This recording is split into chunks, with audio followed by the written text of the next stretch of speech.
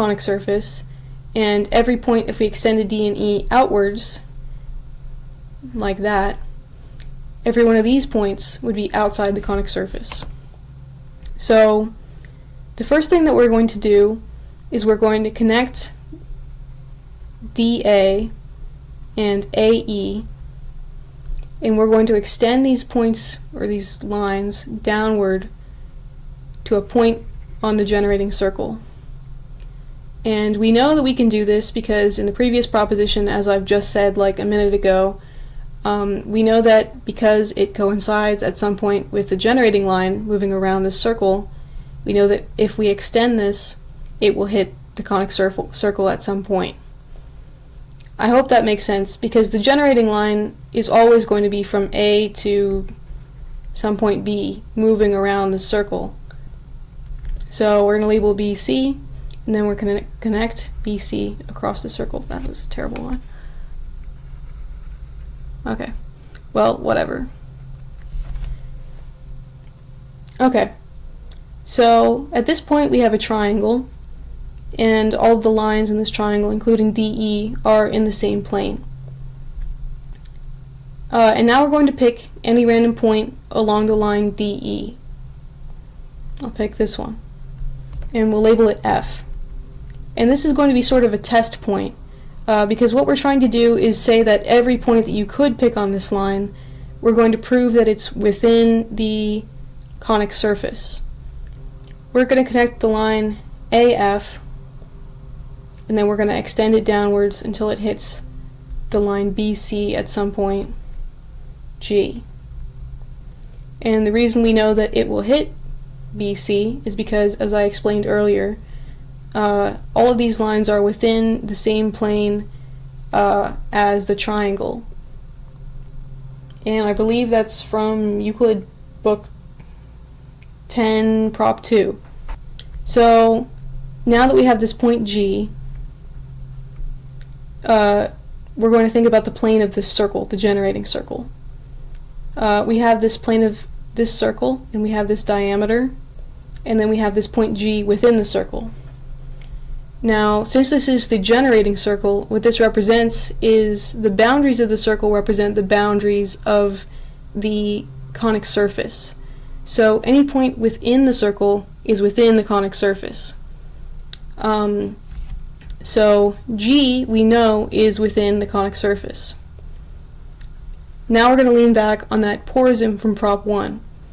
And I'll just say it again. The porism from prop 1 is stating that if you have an endpoint of a line and you know the status of that endpoint, and the line connects to the vertex of the conic surface, then we can know by extension that the rest of the line shares the same status of being inside or outside of the conic surface as that endpoint. So now that we have determined that the point G is within the conic surface, we know retroactively that every other point, not including the point A, is within the conic surface, which means that the point F is within the conic surface.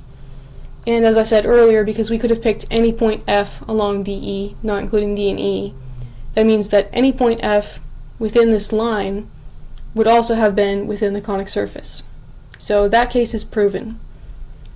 Now we're going to move on to the case in which this line is extended to some point H. We're going to connect A and H, and we're going to extend the line further until it intersects with the extension of BC. I'll call this point K.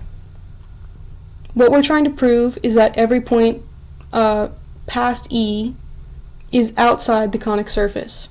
So once again, we're going to return to the plane of this circle. The circle and the line BK are in the same plane, and we know that K is outside of the boundary of the circle because we had this diameter and we extended it outwards from the circle. The point K is outside of the bound of the conic surface.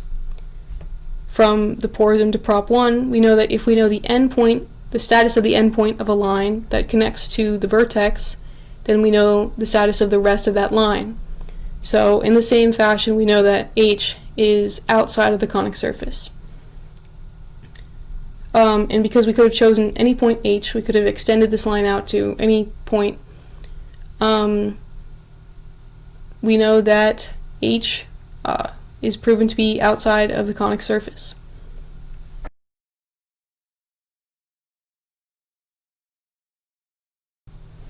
Okay, so in order to prove this my way without using porism from Prop 1, I'm going to use Lobachevsky, or I'm going to borrow a concept from Lobachevsky.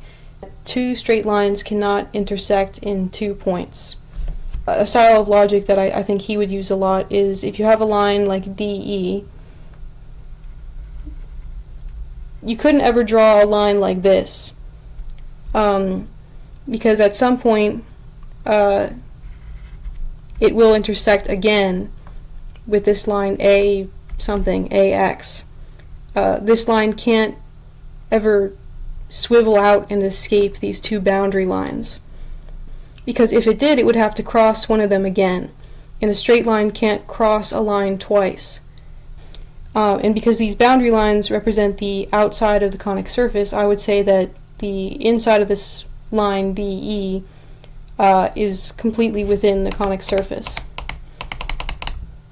And similarly, if you have D extended to some point H, this point of the line can't ever swivel around and cross into this part of the figure again, because that would necessitate crossing at some point X again, and a straight line doesn't cross another line twice. Another straight line twice.